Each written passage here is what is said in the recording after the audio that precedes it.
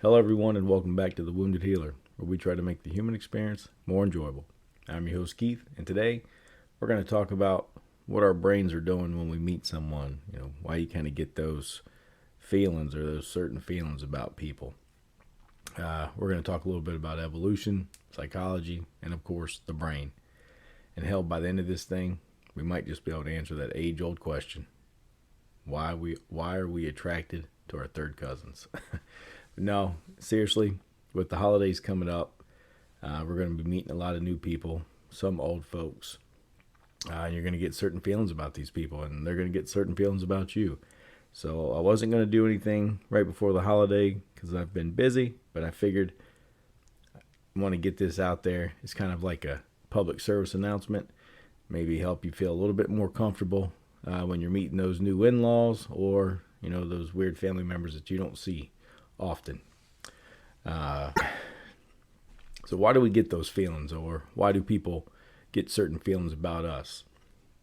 Well, first let's talk about the areas of the brain that play a big part in this. And one is the brainstem. And the brainstem is an area that I've talked about a few times already.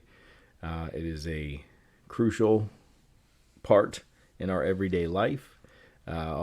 Everything from your autonomic systems, breathing, digestion, heart rate, things like that, body temperature, emotions, reactions. So, it plays a big part in everything we do. And also communicates with that limbic system. It's something we've talked about before. And again, that limbic system plays a big part in our interactions with the world. That is going to be contributing to these interactions with these folks that we're going to be meeting over the holidays is the posterior superior temporal sulcus. That was a lot. It was a mouthful. Basically, it is a deep line that runs right down the middle of the temporal lobe. And sulcus is the creases in the brain folds. So if you were to look at a brain, it has all like the folds in it and the little creases. That's the sulcus. Now that area is deeper on the right side than it is the left side. So I imagine the right side of the right hemisphere, you would call it, would play more of a role in this. And that area is responsible for some of that social processing, ranging from language perception to actually stimulating the mental processes of others. So it helps you read what the other person is doing, and you can use your facial expressions to stimulate that area in their brain. It's a neat area through some of these neuroimaging and things like that. They've actually seen some activity there when you are reading sign language and spoken language activates it. So again, playing a big part in those social interactions. And there is actually a condition, which is rare, that none of us listening to this probably have, but just because we're talking about that superior temporal sulcus area, the STS, there is a condition called prosopagnosia. Hope I'm pronouncing that right. And it's actually a condition where you cannot recognize facial expressions. It is rare, but it is a condition, so it is out there. Someone has had this. We have research and information and data on this. So hopefully you or no one you meet this weekend or over the next couple holidays have that. So what is happening within seconds of you meeting those new in-laws or those family members you haven't seen in years? So what's happening in your brain and what's happening in their brain?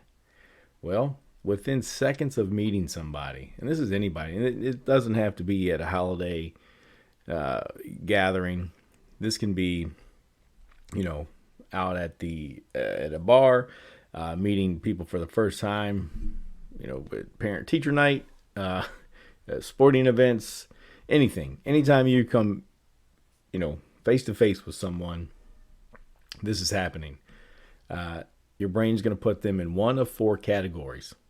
Now, this all is depending on the signals that you are transmitting. And we'll get into those signals in a second. But those categories are, and you have to, just bear with me and believe a little bit in evolutionary psychology, because that is a big part of what this is based off of and what information we have for the past couple 100 million years and how we've evolved. So again, have a little bit of belief in this and evolution and what we're doing and how we do things.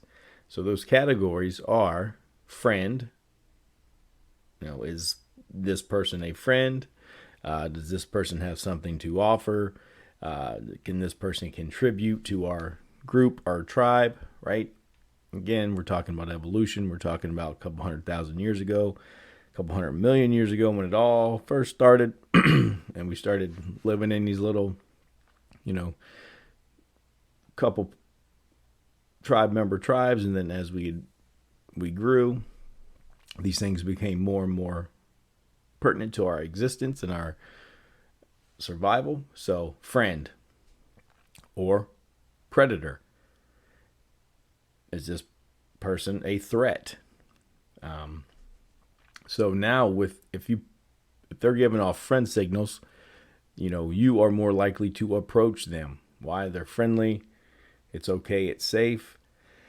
If they're giving off predator signals or transmitting some type of predator signal, you're going to activate that fight or flight, right? That flight, you're going to actually retreat. You're going to find yourself retreating, and we'll get into what that looks like.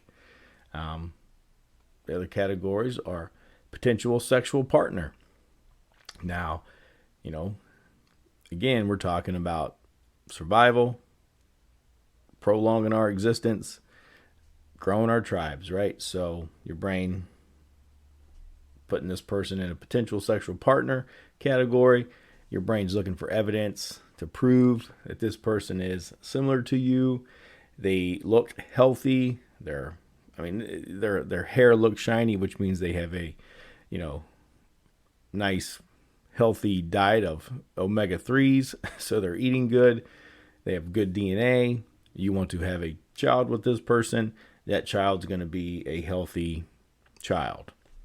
Now, I'm not talking about going out there and just having children over the holidays. I would not recommend that. I'm just telling you what our brains are doing based off of, a couple 100 million years of evolution and data. And the other one is indifferent. Now, thankfully, our default is indifferent, because you can only imagine if our default was any of the other 3, it just would be one hell of a place to live, right? And, there are 8 billion, there's nearly 8 billion people in this world, and each of us is set to indifferent. Now, what does that mean?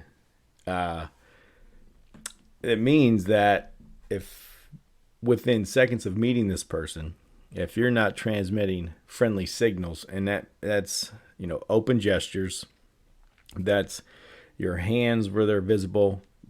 People want to see your hands, but them seeing your hands means that you don't have anything in there, no weapons, right? No sticks, stones, bow and arrows, whatever. You can't do anything. Here are my hands. I'm friendly. Open gestures. You're showing your torso. Why? It's a vital area. Your hands are kind of up above your waist. There's a great TED Talk out there by Mark Bowden, who is a expert in nonverbals, body language, and evolution psychology, and I'll put his information in here. Watch this guy. It's amazing. But he talks about the truth plane, which your hands are up, they're open, and you're smiling, right? And you want to have a real smile, not a half smile. You want to smile. You want those lips to kind of curve up. You want those eyes to squint a little bit. A true Duchenne smile, because again, remember those parts of your brain are recognizing these things. Your face, your brain will recognize a person's face if they only do a half smile. If they do a fake smile, it's going to register in there. Something's off. I don't like this. So remember, open gestures, hands are visible, we're smiling, throw in an eyebrow lift, and boom, you're right in there. You now have been what we'll call it the friend zone. They're no longer indifferent about you. You're now a friend. Now they can approach. If you go in there with your hands in your pockets, your shoulders slumped, your head down, and you kind of just do a half smile showing teeth, well, our brains are going to register that as a predator. Because, well, if you think of a dog when you try to take their food, an animal showing their teeth, sign of aggression. They're trying to intimidate you. Our brain reads that as predator. So that's automatically going to signal retreat response. And they're going to start, you'll see that, they're no longer approaching. It's a retreat. There's going to be barriers. You will see a difference in their body language and in their behaviors.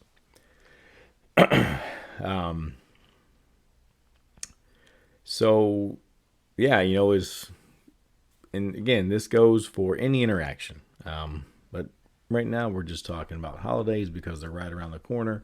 So the reason why you want to be aware of this is because, again, we want to make that human experience more enjoyable, right? You're going to be there. You're meeting these folks. You might as well make them comfortable so you can be comfortable. And at the end of the day, there's always something that can be learned from somebody else. And at the end of the day, it's always nice to have that connection, right? Remember, we talked about this before. Even the smallest amount of connection is worth it.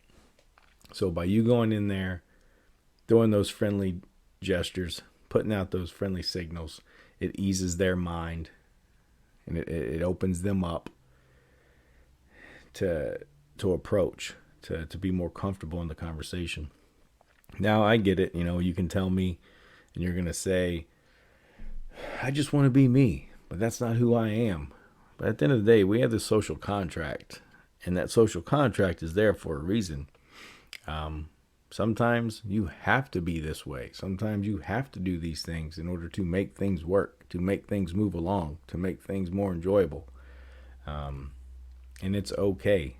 It's okay not to be you when you're meeting somebody new sometimes. Because at the end of the day, if you walk in there as the grumpy person that doesn't want to be there and who is just giving everyone, the mean face and you're just ugly mugging everybody, they're not going to want you back. And the person that probably brought you probably isn't going to bring you again. So think about that. Go in, be friendly, listen and learn, and just enjoy it. So what happens if you are talking to somebody and you're not so much giving off those predator, you're not transmitting predator signals, but you're kind of just there. And that person sees you as indifferent. And here you are now trying to have a conversation. Well, because you have not activated a friend response out of this person, that approachable response, or hell, potential sexual partner, if you have not made them somewhat interested in you, they're indifferent to you.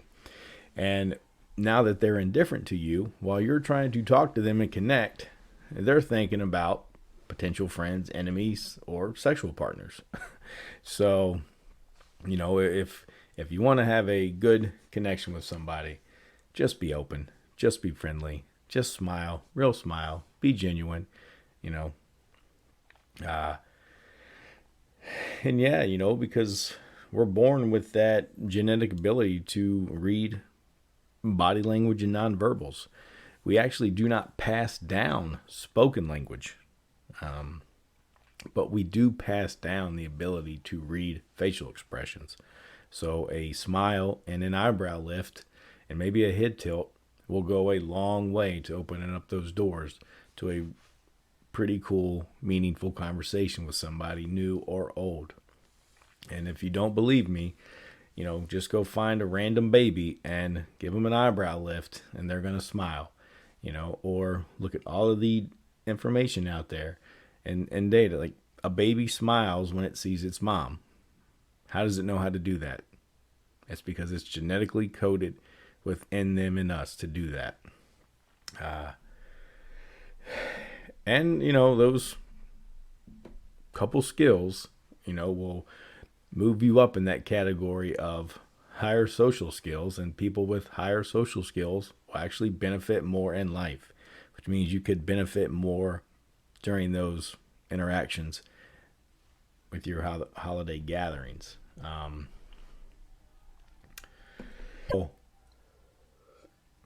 It is essential for life and results.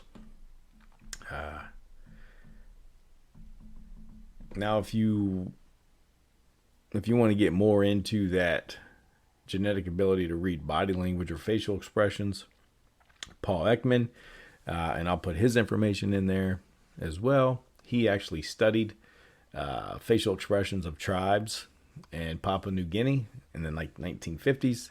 And these folks had never seen anything outside of their own tribe members. And he was down there and realized that they had the same facial expressions we did for fear, happy, sad, contempt, anger, disgust, and surprise. And there's a ton of information in books out there. Paul Ekman has written many books on that. So it's pretty neat. So what are we going to do? One, we're going to be excited about going to these gatherings, right? I mean, we should be. If not, we should be excited for the person that wants us to be there. We're going to meet folks with open gestures. We're going to smile, may even eyebrow lift. We may even tilt our head. And, once you've met or been introduced to whoever, try to build a little rapport. Ask some open-ended questions and practice active listening. Show genuine interest. That will go a long way. And while this person is talking, acknowledge them a little bit. Give a nod for confirmation that you're paying attention. Give a yeah or a uh-huh or is that right or you don't say. Anything just to acknowledge a little bit. Guys are horrible at this. Women are a little bit better, but man, you can talk to guys all day long, man, and they won't even acknowledge anything. You'll get no confirmation most of the time. So just a little head nod or a yeah, something will go a long way. And hell, when you ask them a question, just be quiet and let them answer. And just let them talk. Dale Carnegie was one of the ones in his Win Friends and Influence People. There's a lot of examples in his books where he would go to these parties where he was just outclassed, and he would go there to meet these people and get knowledge.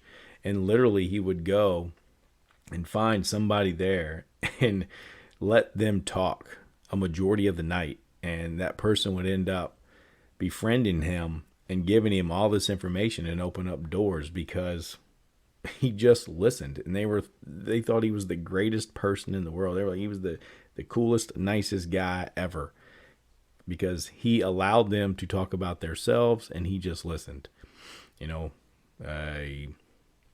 A tip, people love to talk about themselves. If you get someone talking about themselves, They can go on and on and on and on, and all you have to do is listen, and you will gather all the information you need.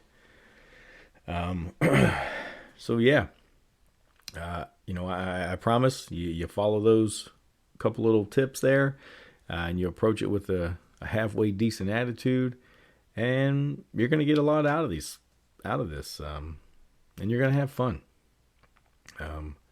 People are gonna want to be around you, and you may be invited back next time, right? So yeah, that's what I got. Like I said, this one's kind of short. It was more of like a public service announcement to kind of help you understand what's going to happen when you're meeting these folks over the holidays, or really anywhere when you're meeting people anywhere.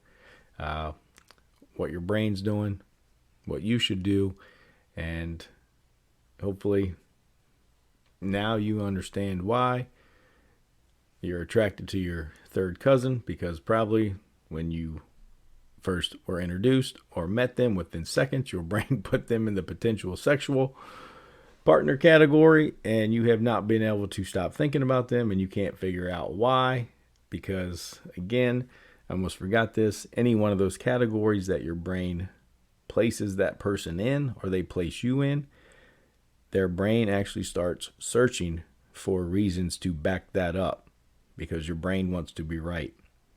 So with that said, again, your third cousin, you put him or her in that sexual partner category, your brain just keeps finding reasons to make that true. So good luck with the holidays. Happy Thanksgiving to everybody. Hopefully everything's delicious, and we'll see you on the next one.